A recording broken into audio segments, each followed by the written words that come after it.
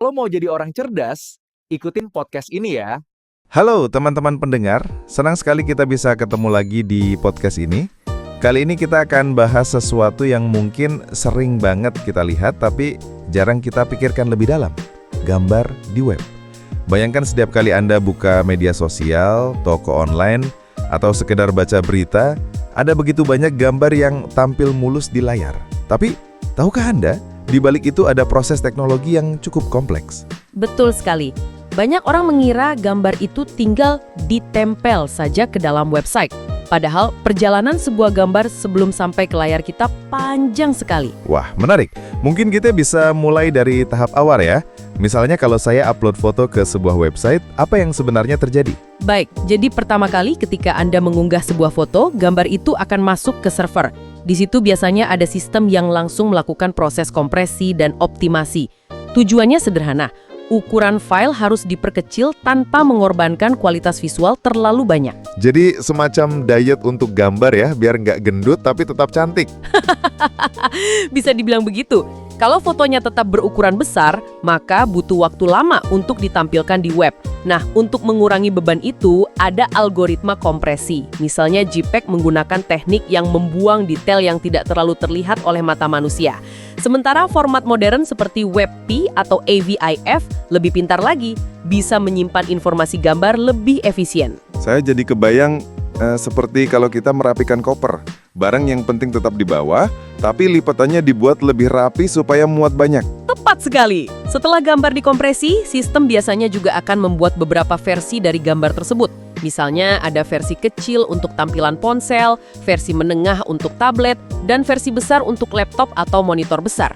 Ini disebut responsive images. Browser nanti otomatis memilih versi yang paling sesuai dengan perangkat pengguna. Oh, jadi bukan satu gambar yang dipaksa tampil di semua ukuran layar ya? Betul. Kalau hanya ada satu gambar beresolusi besar, pengguna ponsel akan membuang banyak kuota dan waktu loading. Dengan responsive images, pengalaman jadi lebih efisien. Luar biasa. Nah, setelah gambar siap dan dipilih oleh browser, apa yang terjadi di tahap berikutnya?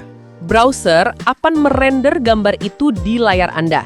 Di sini, GPU atau kartu grafis kadang ikut bekerja, terutama jika ada efek-efek tambahan. Selain itu, ada juga lazy loading, yaitu gambar tidak langsung dimuat semua sekaligus, melainkan bertahap sesuai dengan apa yang dilihat pengguna. Ah ya, saya sering lihat. Misalnya pas scroll halaman panjang, gambar di bawah baru muncul ketika saya gulir ke sana. Itu ya maksudnya lazy loading? Betul sekali, itu membantu menghemat bandwidth dan mempercepat pengalaman pengguna. Nah, tadi Anda sempat sebut format modern seperti WP dan AVF. Bisa diceritakan sedikit bagaimana teknologi itu bekerja? Tentu, WP dan AVIF adalah hasil dari penelitian panjang di bidang kompresi gambar. Mereka menggunakan algoritma yang lebih canggih untuk menemukan pola dalam gambar. Misalnya kalau ada area biru langit yang luas, algoritma cukup menyimpan informasi, ini area biru dengan gradasi tertentu, bukan menyimpan detail setiap piksel satu persatu. Itu sebabnya ukuran file bisa jauh lebih kecil. Jadi intinya lebih pintar menyimpan cerita gambar ketimbang menyalinya semuanya bulat-bulat. Iya, persis. Dan kedepannya, AI juga sudah mulai dipakai untuk optimasi gambar. Misalnya, AI bisa mendeteksi wajah manusia dalam foto, lalu memastikan wajah itu tetap tajam, sementara bagian latar belakang bisa dikompresi lebih agresif. Keren sekali. Jadi teknologi gambar di web ini benar-benar gabungan antara seni, sains, dan teknologi ya. Dari cara kita melangsingkan file, sampai bagaimana memastikan pengguna mendapatkan pengalaman visual terbaik. Betul. Dan jangan lupa, ada juga aspek aksesibilitas. Alt text atau deskripsi gambar untuk tunanetra adalah bagian penting dari teknologi gambar di web. Jadi kita tidak hanya bicara teknis, tapi juga soal inklusivitas. Mantap sekali. Nah pendengar, sekarang kita sudah tahu, setiap kali kita melihat gambar di web, ada proses panjang. Upload, kompresi, pilihan format, responsif, rendering, hingga akhirnya kita bisa nikmati.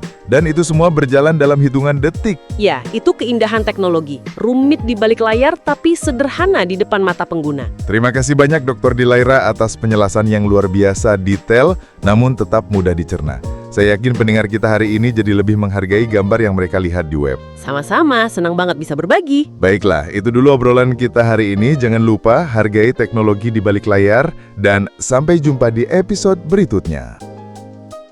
Terima kasih sudah menikmati cara belajar yang cerdas. Jangan lupa dengarkan di episode selanjutnya.